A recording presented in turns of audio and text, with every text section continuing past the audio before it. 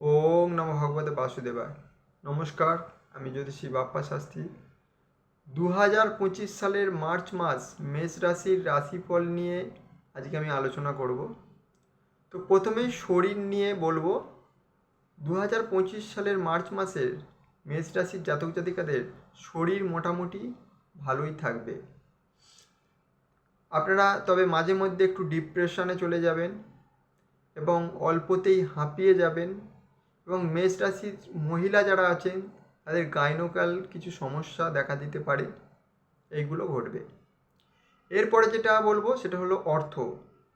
2025 সালের মার্চ মাসে মেষ রাশির অর্থ মোটের উপর ভালোই থাকবে, কারণ দ্বিতীয়তে বৃহস্পতি অবস্থান করার জন্য আপনাদের অর্থভাগ্য ভালোই হবে, আপনারা অর্থ প্রাপ্তির যোগ আছে। এবং সাথে সাথে আপনারা যেমন আয় করবেন তেমনি সেটি ব্যয়ও হবে, কারণ দ্বিতীয়পতি শুক্র দ্বাদশে অবস্থান করার জন্য আপনাদের যা আয় করবেন তা ব্যয় হয়ে যাবে। এরপরে যেটি বলবো সেটি হচ্ছে আপনাদের বিবাহিত লাইফ। বিবাহিত জীবন আপনাদের মোটের উপর খুব একটা ভালো নয়, কারণ আপনাদের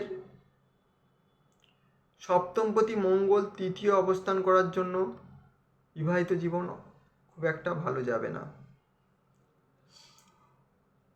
এবার তারপরে যেটি বলবো, যারা গাড়ি চালান বা ড্রাইভ করেন এই মার্চ মাস সাবধানে গাড়ি চালাবেন। আপনাদের ছোটোখাটো অ্যাক্সিডেন্টের যোগাযোগ আছে, এতে মার্চ মাসটা খুব সাবধানে আপনারা গাড়ি চালাবেন। তারপরে যেটি বলবো সেটি হচ্ছে কর্ম।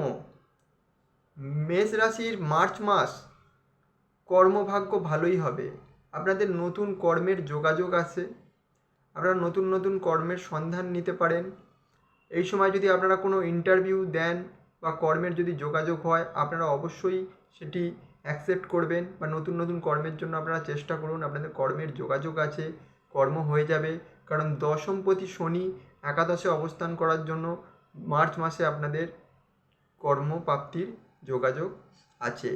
এবং যারা অনেক দিন ধরে কোথাও ঘুরতে যাওয়ার প্ল্যান করছেন বা বিদেশ যাত্রার জন্য প্ল্যানিং করছেন, তারা অবশ্যই এই মার্চ মাসে প্ল্যানিং করুন, আপনাদের বিদেশ যাত্রা বা দূর ভ্রমণের যোগাযোগ আছে।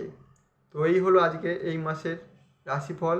তো আমার এই ভিডিওটি যদি আপনাদের ভালো লেগে থাকে, সো প্লিজ আমার এই চ্যানেলটি সাবস্ক্রাইব করবেন এবং কমেন্ট করে আপনাদের মতামত জানাবেন কেমন লাগলো আমার এই ভিডিওটি। ধন্যবাদ।